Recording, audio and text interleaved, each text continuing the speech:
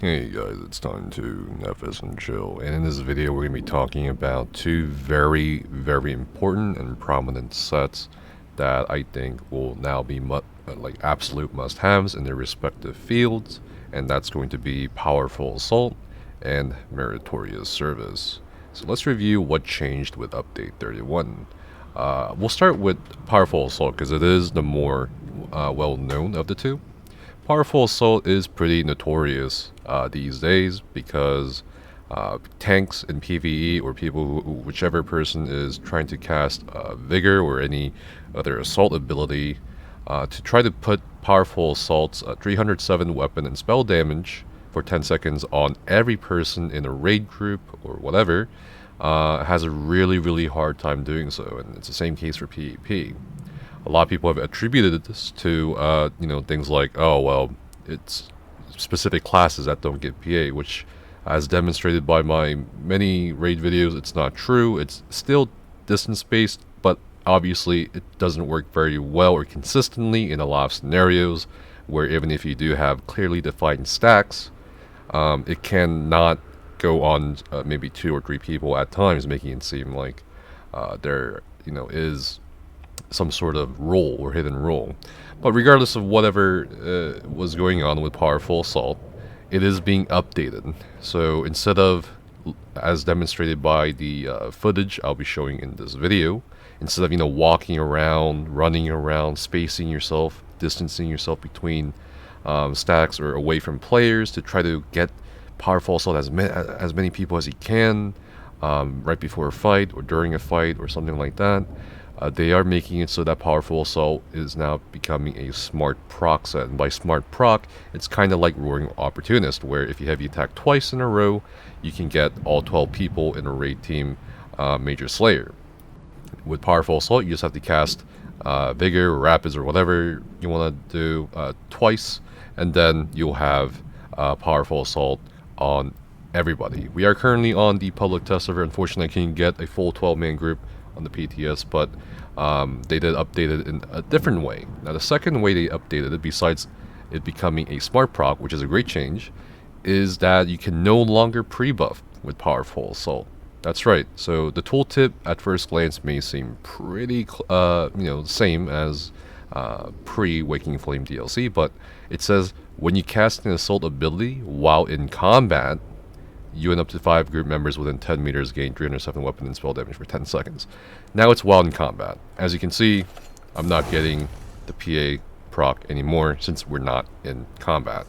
And this is fair, because now it's much easier to keep up PA as a tank or a support role or whatever in a raid.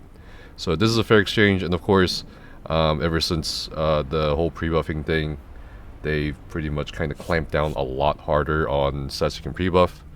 They even fixed Saxley Old Champion, which you could pre-buff on the Blackwood PTS, so definitely it's consistent with their rules or standardization as far as sets go.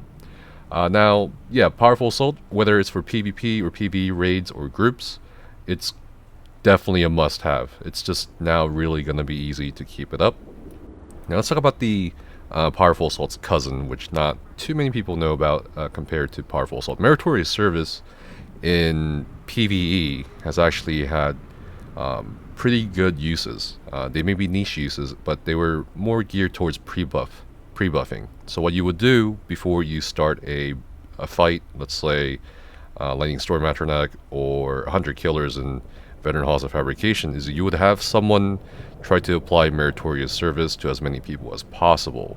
And of course, you do this by casting, a support ability instead of an assault ability like Purge or Siege Shield or Revealing Flare or whatever, but most people went with Purge. And what this would do before a fight started would basically people would get this unique 3,540 resistance for both physical and spell. And this helped a lot. Especially with burn strats like standing out in the Lightning Storm for the Lightning Storm Atronach and BAA, or making sure there's less likelihood of people dying. And of course, you'd have the person casting the support skills in Meritorious Service swap out of Meritorious Service before the fight started. And Meritorious actually did last for quite a while longer. I think they changed the duration of Meritorious Service from something to 20 down to 20 seconds.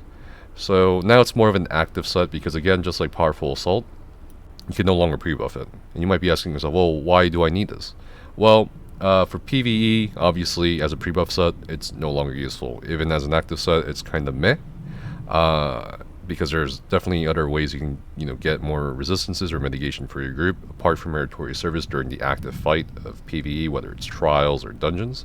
However, for PvP, it is, again, since they changed it so that it's a smart proc, it's probably going to be an absolute must-have support set for ball groups or PvP raid groups, most likely, because some groups are already using Meritorious service or had been using Meritorious service. Same for PA. Both PvP and PvE groups have been using PA, even though it wasn't consistent. But now that they're both consistent, despite the pre-buff factor being out, it's gonna be pretty much really, really, really good best in slot sets. But yeah, that's pretty much all I want to talk about in regards to PA Meritorious service. And PA's buff is actually gonna be quite a considerable factor to take into consideration, because we'll be talking about Alkosh in a different video, and of course this will have a direct relation to Alkosh, and of course whether tanks will continue using Alkosh or DP or Stamina DPS will be wearing Alkosh. But yeah, thanks for Nefes and chilling, and see you guys next time. Stay safe and have fun.